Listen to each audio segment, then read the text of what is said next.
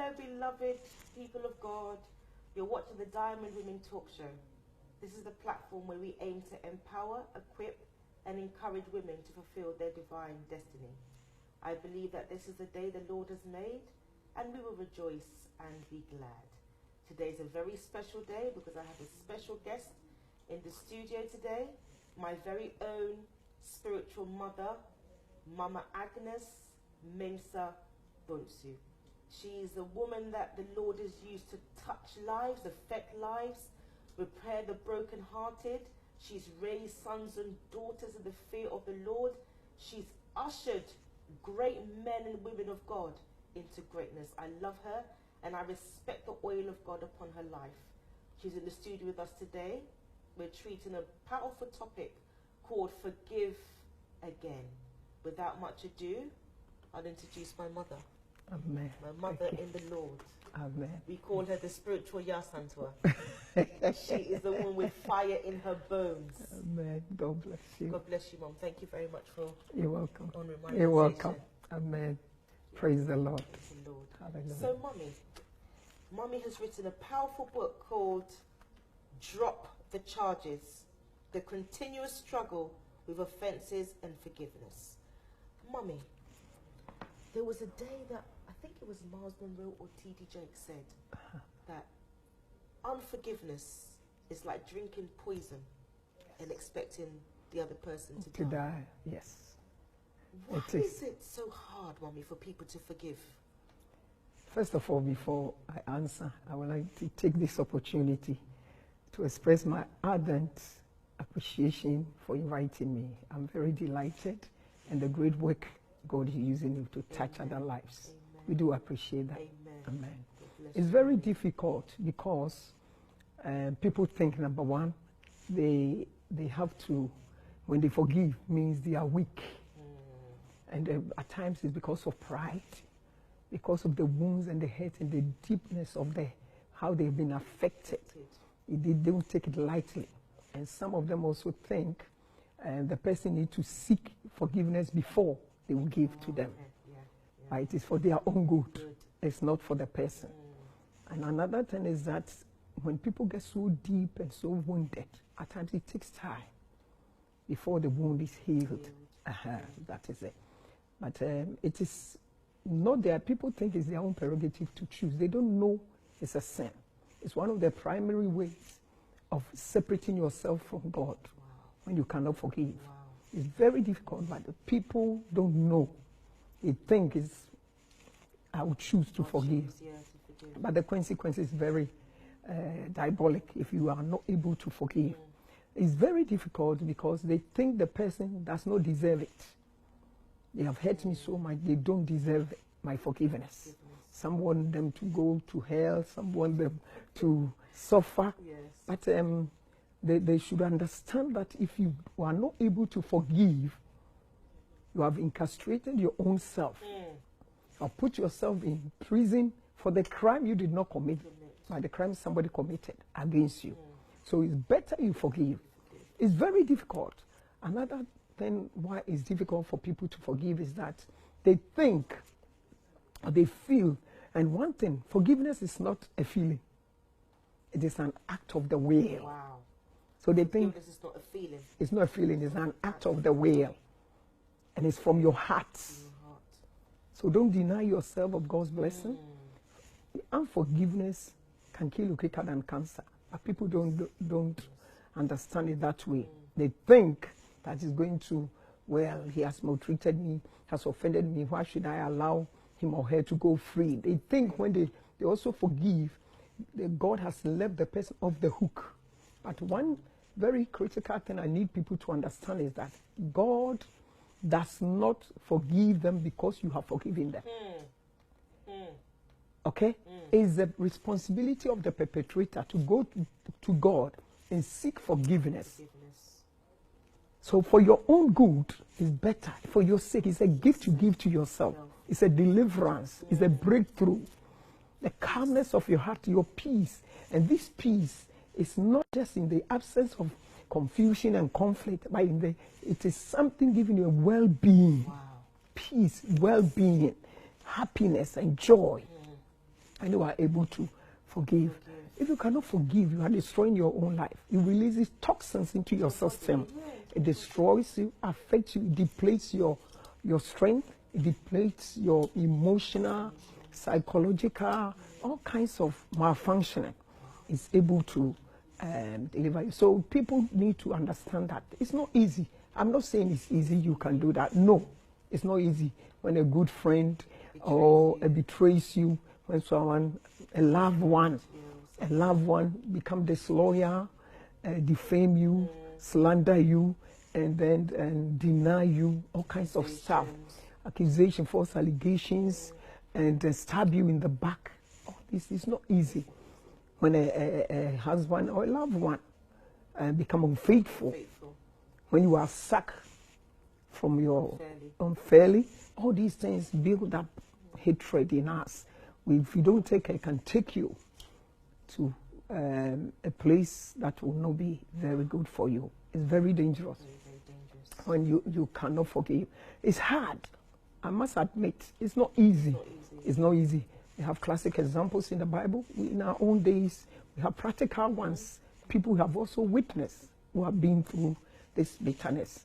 And then it's very difficult. People find it's humane. It's humane. It's humane. From the president's offices and the palaces of the kings and the queens, everybody has been there before. It's humane. No one is exempted.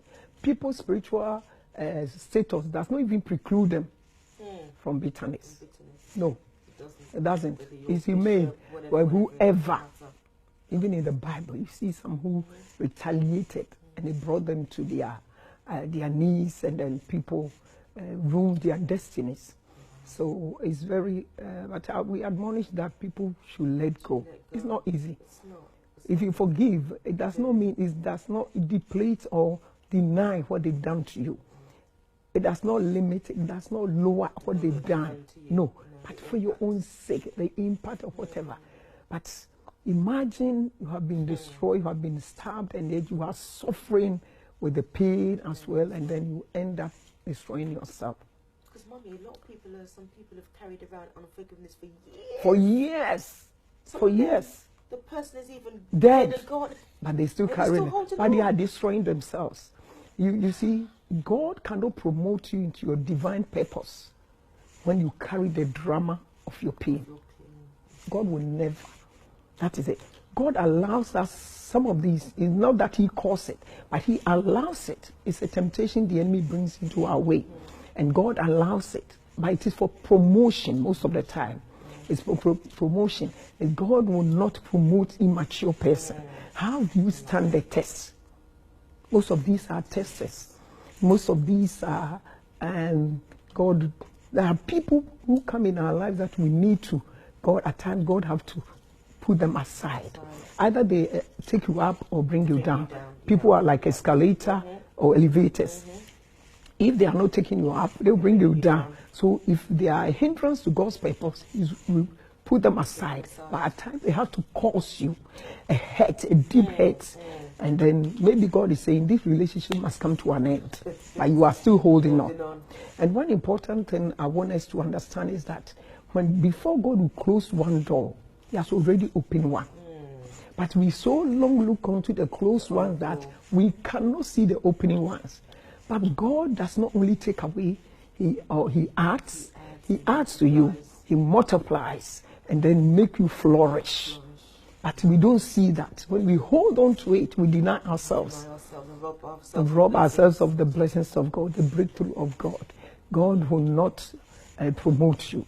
But these things come to show, and it takes the strong and the brave to forgive. It takes that. People think they will be called the weak. They are cowards. But rather it's the other way around. The other way around. So it's very, very important we let go of what God has said. It is a command. Forgiveness is a command. It is not a suggestion. It's not, I don't want to. I don't feel like. You have no choice. But if you choose not to forgive, there's consequences you cannot choose. It can destroy you. We have many people who have, it can destroy your destiny, it can destroy your life. Many have left their places of prominence, of status, their marriages. This is the ploy of the enemy. Bitterness is one of the areas, a major area, an insidious sin the enemy uses to snatch and to deny us of God's blessing. That's what he does, because it's the ploy. Already it's his property. Okay? He doesn't want anybody to reach the height God has ordained us. So the number one sin people don't recognize, it can destroy them or deny them of God's blessing, is this bitterness, the rancor, the acrimony, and all that. This sin will make you vulnerable. It's like a platform the enemy is using to destroy destinies. I mean, the rancor, the hatred, the hostility, the animosity going on in our world. Poison, diabolic, going on in our world. Hatred, hitting one another, destroying, throwing bombs here and there. It's as a result of this bitterness. We cannot let go. It's the lifestyle of everyone now. Our films showing that. Our schools, our colleges, how people are raising everywhere. It's bitterness, fighting back violence. Don't let the person off the hook. But when you left him off the hook, God fights the battle. God fights for you. If you don't let him, you take God's seat. But he's a righteous judge. But if you don't allow him, now by Joseph, allow his brothers, forgive them. And that's why he was promoted to become a prime minister. He didn't hold it against them. These are the things we need to learn. Yes, people, we need it. We need to understand. We need to resonate in our spirit the things that do separate us from God. It's so diabolic that when somebody is bitter, when you are angry, when you are wishing somebody evil, when you are hurt so much, so deep, you want to revenge. Any extent you can even kill. You can even kill. The first one in the Bible, Cain killed his brother because of bitterness. He was bitter because his offering was accepted. But we need to be very, very careful. And I pray that people receive this. This is for your own sake, for your own good, not the good of anybody. It's a gift. Don't allow your perpetrators to control your life.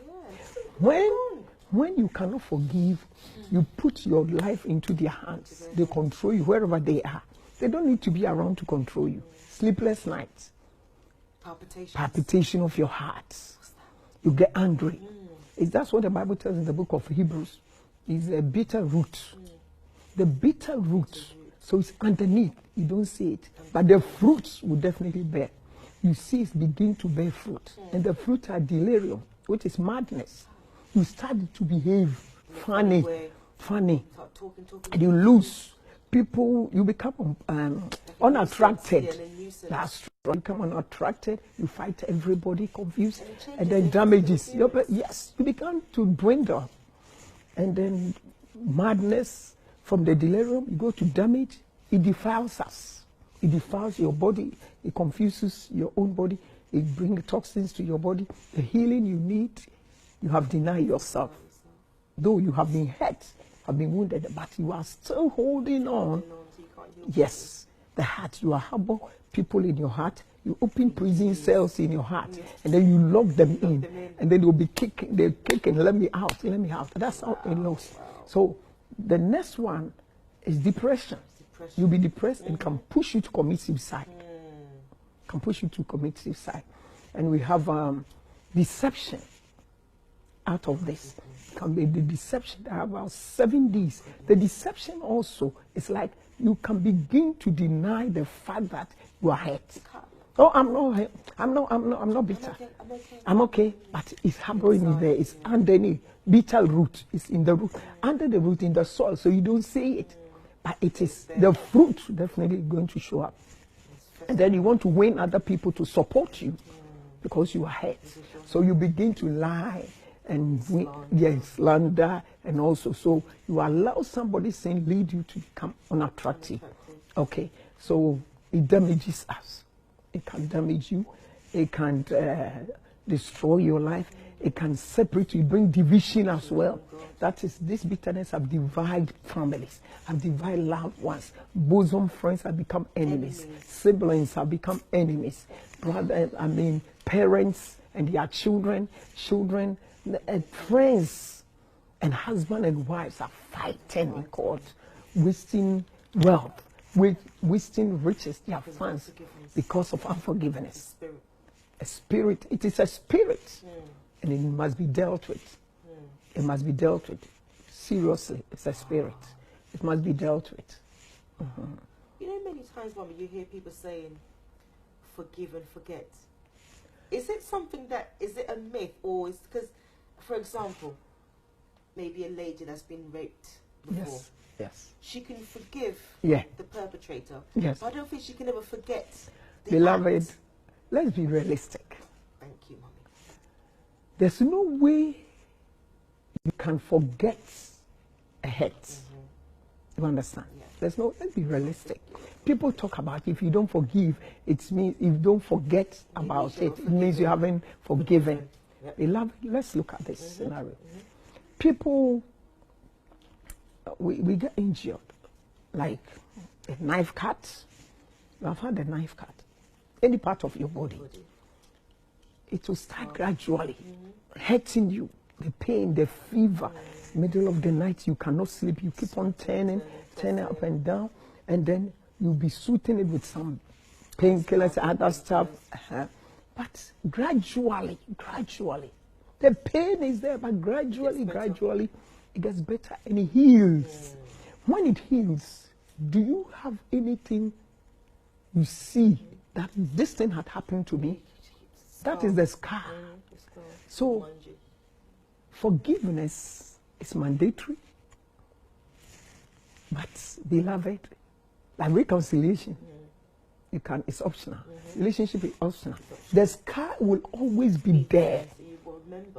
You remember, but you don't remember to be angry with the person or destroying yourself. You don't remember, but you remember and think, oh, now I've won the medal.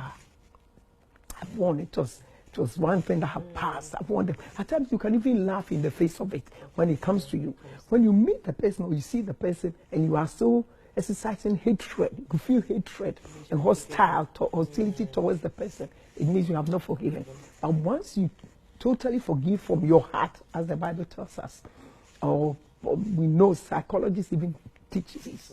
They teach it. If you don't forget, you forgive. But to forget, my brother, my sister, it's impossible. It's my own English. You cannot. It's impossible and you cannot, because it's a scar. It's there. Yes, but if you forgive, it's for your own good. It's a blessing. It's a breakthrough. It's honor. Don't wait till the person come and apologize or ask for forgiveness and then before. Okay, that's right.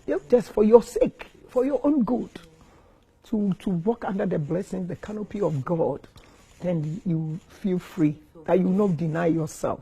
It can cause you, many have ended up in places of confinement, places of confinement, such as prison, because they could not forgive, such as hospitals, mental homes. People have ended up, some have even died, but they were going to retaliate. I have so many in the book, so many examples. So many have ended up, for your own sake, for all your own breakthrough, your own blessings, breakthrough, and your peace, the peace. That is the most important thing. Yeah. Mommy, what about like forgiveness and reconciliation? Because somebody, when I told them I was going to do this topic, you brought a question. Yeah, they brought a question. They said, okay, their husband was unfaithful and gave her HIV. Oh. Yeah. So even though she's forgiven her husband, they're not together anymore. Yeah. But the man is saying that if forgiven him, they should come back. Why can't they come back? Okay. So is it necessary, or is it necessary that when you forgive somebody, you have to come back, reconciliation? Reconciliation. You see, this is why it's very difficult for people to forgive or to anticipate forgiveness. This is one thing. People think that when you forgive them, you have to come back. You have to come back. No. Look at Paul and Barnabas. Paul and Barnabas. They were missionary partners, a team who touched lives, thousands and millions of lives. But when they had this rancor, Paul the apostle did not meet Barnabas again. They were separated. I believe he forgave him. Both of them forgave one another, but they did not reconcile. So forgiveness doesn't mean reconciliation. Especially he has given you HIV but, for life. So if person has given you HIV, and the fact that you cannot reconcile doesn't mean you have not forgiven. That theory is wrong. It's not true. It is not true. Right? It's not true. It's like people, don't let people walk over you, your freedom and liberty like a doormat. At times we have to set boundaries for people so that they don't take us for granted, right? But if it's not this HIV, somebody has offended you, your husband, your wife being faithful, and then come back. If you want, you can accept. If not, a quiet way is divorce. Because I know one woman of God, a couple recently in London, because of unfaithfulness, the man caught her in the act and then butchered her. I think I saw that. The video before. Yes, butchered her. Now he is serving life or something of about 20 years. She is gone, and they are children. Either the social services are going to take over. That's right. So the best thing could have done is to just to let it go. Let her go. Forgive her and go your way for your own sake. But now you are in prison. Look at your children. Her life is also gone. Their life doesn't belong to you. Yes. So. Reconciliation, relationship is optional, but forgiveness is mandatory. I like that. Forgiveness is mandatory, but relationship is optional. It's optional. So if you have like a friend or someone and they betrayed you in such a bitter way, yes, you can forgive them, but it doesn't mean that the two of you have to come back. No, paddy. No, you can set your boundaries. Who were paddy like Paul and Barnabas? They've helped each other. When Paul was at the point of death, he laid hands on him and he came back. He also, Barnabas needed somebody in Antioch, and also he also went and helped. A teamwork. They were party, but because of John Mark, they split. They separated. And we never heard of Barnabas again. So reconciliation, that's why it's difficult for people to say, "I've forgiven." They think when they forgive the person, they have to come back. No. So get this revelation that it does not always have to be reconciled. You don't need to reconcile with the person. You don't need that. No, not necessarily. Because what they did to you, if they were very good friends, they wouldn't have done it or have love and consider you. Then so you don't give room for them to come and repeat it. So Bible says we must be wise as the serpent. The number one, the primary thing is that forgive. Forgive from your heart. Stop talking about it. Stop telling people, sharing about him, and try to stop the person. This is what he's done. And the fact that you forgive, does not mean the person should go and die. But it's for your own good. Just leave it to God. Leave it to God. And you fight it clean. When and how to do it, you don't know. Just leave it. Leave it. So reconciliation is, it's not always like that. It's not always like that. Yeah. It's not always. That's the most important thing I want us to. I'm sure there's somebody out there who really, really needed this message. Yes. Really. What are your final words on me for somebody out there who is in so much pain and unforgiveness has kept them bound? People are, you see, as I've said, people think that we call weak or they're frail or coward, but that's not what it means. No. My advice to my people at the sound of my voice is this: watching this show is that for your own good. Let God fight the battle.